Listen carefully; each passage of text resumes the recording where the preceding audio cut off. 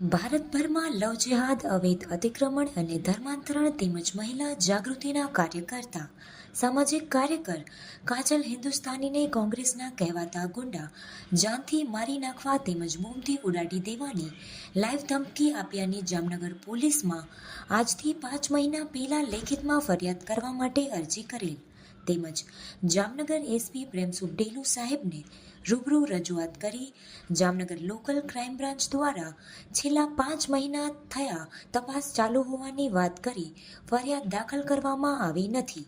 કાજલ હિન્દુસ્તાનીએ આગળ જણાવ્યું કે ગુજરાત રાજ્ય ડીજીપીની સૂચના છે કે 100 કલાકની અંદર અસામાજિક તત્વો, ગુંડાઓ અને ભૂમાફિયાઓની માહિતી આપો, પણ અમુક નેતાઓ જ ગુંડા છે અને તેમના વિરુદ્ધ ફરિયાદ લખાવવા જઈએ છે તો પોલીસ જ અરજી લઈને આરોપી ગુંડા નેતાઓને બચાવે છે તો તે પોલીસ વિરુદ્ધ કોને ફરિયાદ કરવી. કાજલ હિન્દુસ્તાની દ્વારા જણાવ્યું કે મારા નંબર વાયરલ કરી અસામાજિક તત્વો દ્વારા ફોન કરી મારા જીવનું જોખમ ઊભું કરેલ. છેલ્લા 2 વર્ષમાં 25 હિન્દુની ટાર્ગેટ કિલિંગ હત્યા થયેલ છે. જો મને પણ મારી નાખશે તો જવાબદારી કોણ લેશે તેવું ગુજરાત રાજ્યના ગૃહમંત્રી હર્ષ સંઘવીને જાણ કરવામાં આવી છે. जी नमस्ते, राम राम। मैं 14/11 जामनगर एसपी साहेब ने मળી.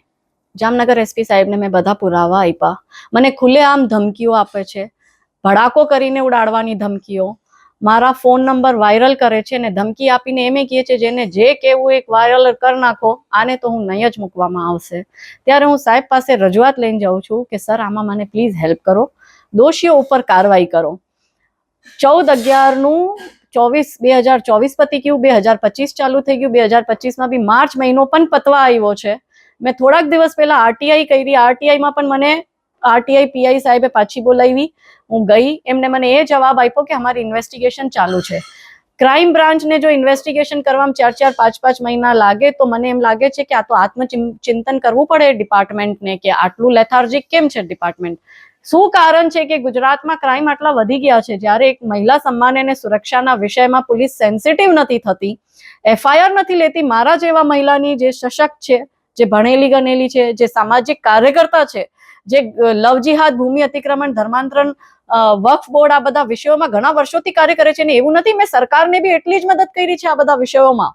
છતાં પણ જ્યારે અમને સમાજથી એવા અસામાજિક તત્વો ધમકીઓ આપે ને એમાં બી પોલિટિકલ નેતાઓ ધમકીઓ આપે તો અમારે કોની પાસે જવાનું? એસપી સાહેબને એના પછી મેં છેલ્લા 5 મહિનામાં મેં 5 ધક્કા ખાધા. એસપી સાહેબને મેં ફોન બી કર્યો અને ફોન કરીને મેં એસપી સાહેબને પૂછ્યું બી કે સર આમાં કઈ થયું છે, ફર્ધર કઈ ઇન્વેસ્ટિગેશન થઈ, કઈ અપડેટ હોય તો આપો. એક વાર એસપી સાહેબે મને આમ કીધું હશે તો કેસો. 3જી વારમાં મારા કોલમાં એસપી સાહેબે મને આવી રીતના કીધું કે તમે ફોન ન કરો, કઈ પણ અપડેટ હશે તો અમે તમને કહેશું. હવે મારે એટલું જ કહેવાનું છે કે તમે મને ન્યાય અપાવો. હર્ષભાઈએ કાલે જાહેરાત કરી છે, એમને કીધું છે કોઈ પોલીસ કામ ન કરે તો મને કહેજો, એટલે મેં એમને કીધું છે ને આઈ હોપ કે હવે હર્ષભાઈ મને આમાં ન્યાય અપાવે.